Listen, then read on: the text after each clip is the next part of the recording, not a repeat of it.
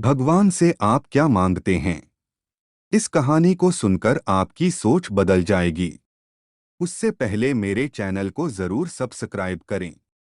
जैसे राजा ने जनता को मौका दिया, वैसे ही हमारा ईश्वर हमें रोजाना मौका देता है कुछ पाने का। लेकिन हम नादान हैं और ईश्वर की बनाई हुई चीजों को पाने में अपनी पूरी शक्ति लगा देते हैं। एक बार एक नगर के राजा के यहाँ पुत्र पैदा हुआ।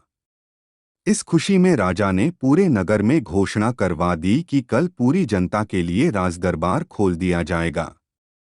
जो व्यक्ति सुबह आकर सबसे पहले जिस चीज को हाथ लगाएगा वो उसी की हो जाएगी। पूरे राज्य में खुशी का माहौल छा गया। सारे लोग खुशी से फूले ना समा रहे थे।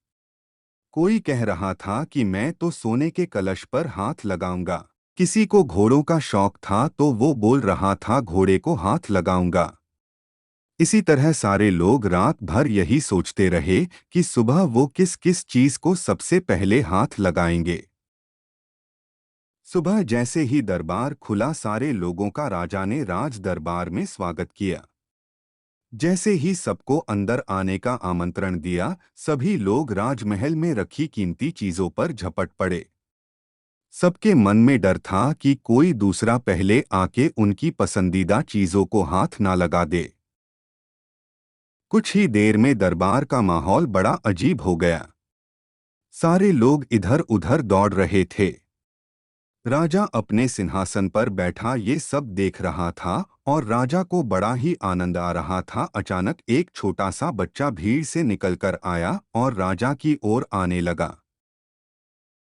राजा उसे देखकर कुछ समझ नहीं पाया और इतने में वो बच्चा राजा के नजदीक आया और उसने राजा को हाथ लगा दिया। अब राजा उसका हो चुका था, तो इस तरह राजा की हर चीज उसकी हो गई। इसी तरह जैसे राजा ने जनता को मौका दिया, वैसे ही हमारा ईश्वर हमें रोजाना मौका देता है कुछ पाने का। लेकिन हम नादान हैं और ईश्वर की बनाई हुई चीजों को पाने में अपनी पूरी शक्ति लगा देते हैं। किसी को गाड़ी चाहिए तो किसी को बंगला, किसी को पैसा तो किसी को शान शौकत। रोज भगवान से प्रार्थना में भी भगवान की ही चीजें मांगते हैं। जो लोग सत्य को जान लेते हैं, वो भगवान की चीजें नहीं बल्कि भगवान को ही प्राप्त करने की कोशिश करते हैं।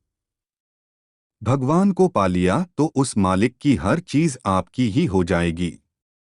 तो फिर क्यों मूर्खों की तरह दिन रात उसकी बनाई चीजों को पाने में अपना कीमती समय गंवाते हो?